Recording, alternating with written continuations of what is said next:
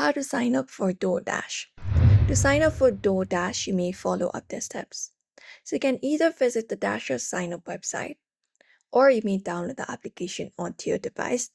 And once you head over to that section, you will be finding this kind of interface. You can look out for this login or sign up option on your screen.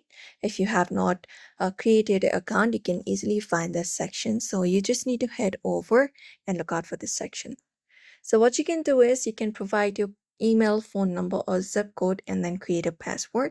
In your sign up page, you can easily find this section so you can select up your country code from where you belong.